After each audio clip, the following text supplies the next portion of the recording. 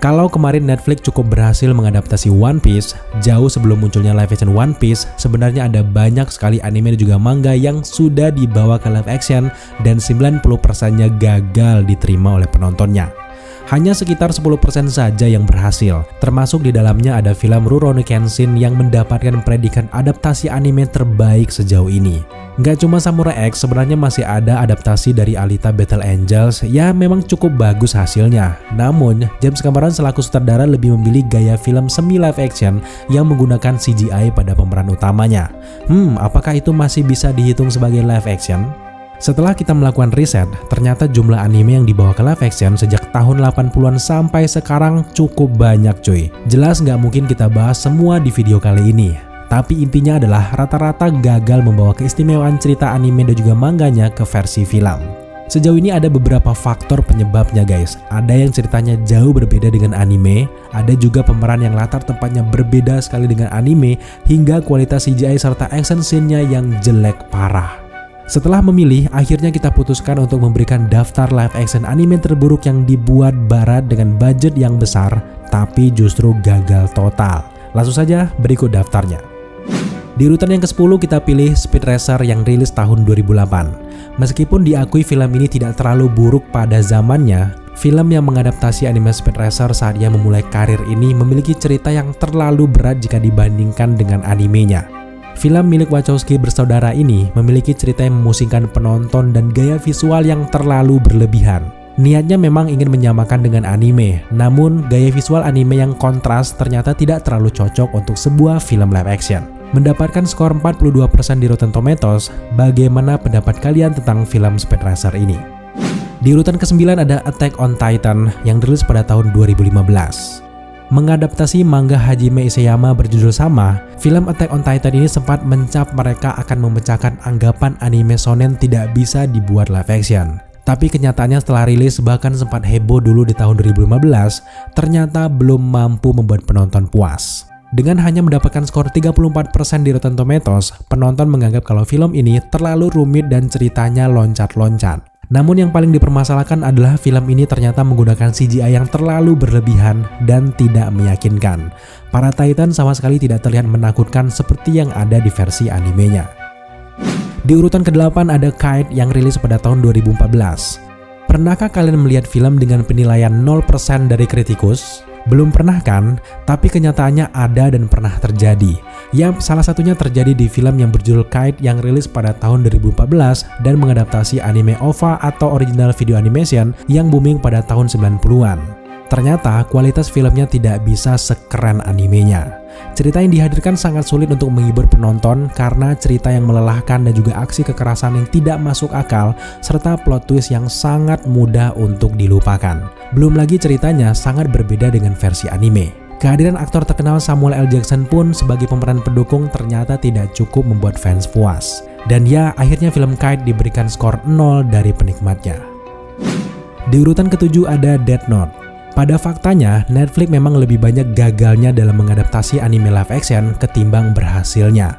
Salah satunya ada pada film Death Note yang rilis pada tahun 2017. Death Note versi Netflix paling berbeda dengan versi aslinya dan juga dibandingkan Death Note di film-film lain yang juga sudah pernah dibuat live actionnya. Yang paling mengganggu dan juga banyak diprotes adalah pengubahan karakternya menjadi orang Amerika yang tidak cocok dengan latar Death Note yang di Jepangan. Selain itu, banyak karakter yang diubah, salah satunya karakter Misa. Misa di sini terasa lebih dangkal daripada aslinya. Ditambah lagi dengan acting yang buruk dan juga CGI yang terlalu mentah. Satu-satunya yang gue suka dari film ini adalah voice acting dari William Dafoe sebagai Ryuk yang benar-benar keren dan juga ngeri parah.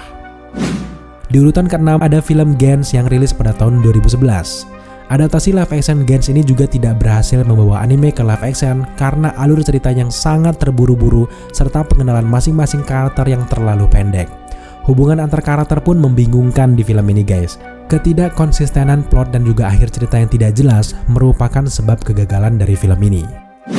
Di urutan ke-5 ada film Cowboy Bebop yang rilis pada tahun 2021.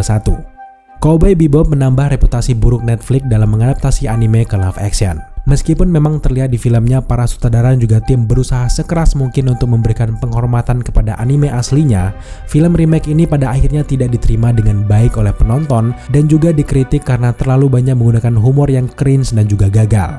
Penyebab selanjutnya adalah CGI yang murahan dan juga perubahan pada cerita yang menghilangkan banyak kedalaman karakter dan membuat plot ceritanya seolah dibuat-buat sembarangan saja.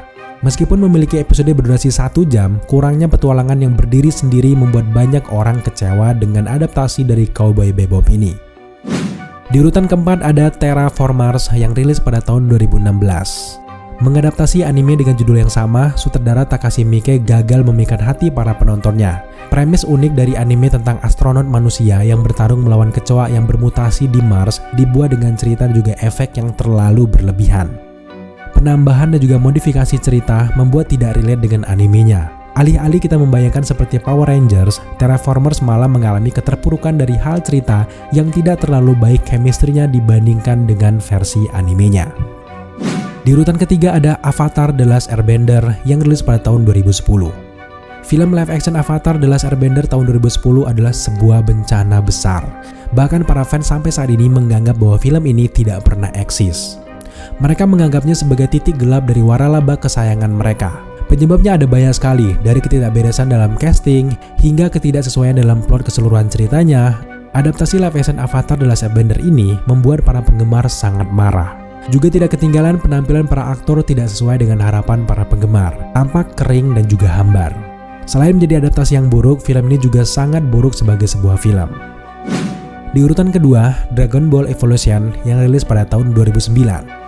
Dragon Ball Evolution secara luas dianggap sebagai salah satu adaptasi anime terburuk dan juga salah satu film terburuk dalam satu dekade. Saking buruknya, hal ini membuat Akira Toriyama keluar dari masa pensiunnya untuk memulai menulis cerita dari Dragon Ball lagi. Ada banyak bahkan yang menganggapnya sebagai adaptasi anime live action terburuk sepanjang masa. Di setiap pembahasan tentang anime terburuk, pasti film ini selalu hadir menjadi buah bibir.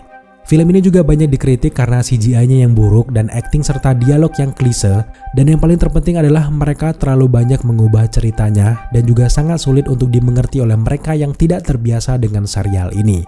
Jadi, mending kalian nonton versi animenya saja. Dan yap, di urutan pertama ada film Ghost in the Shell yang rilis pada tahun 2017.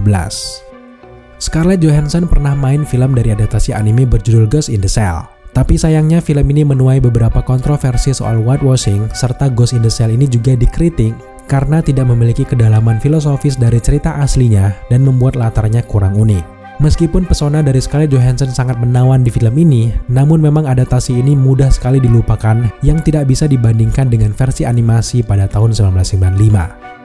Namun memang tidak bisa disangkal kalau film Ghost in the Shell ini adalah film klasik sinematik dengan caranya sendiri yang sudah mempengaruhi genre cyberpunk dan juga film-film fiksi ilmiah, salah satunya seperti The Matrix. Ketika dirilis, film ini menuai pujian karena visualnya, namun sebagian besar dicela karena memprioritaskan aksi yang berulang-ulang daripada pengembangan karakter yang penting. Dan yap, itulah 10 besar daftar dari anime live action terburuk versi kita yang menggunakan budget besar namun ternyata gagal total. Kalau kalian punya versi lain, silahkan tambahkan di kolom komentar dan akan kita bahas bersama-sama.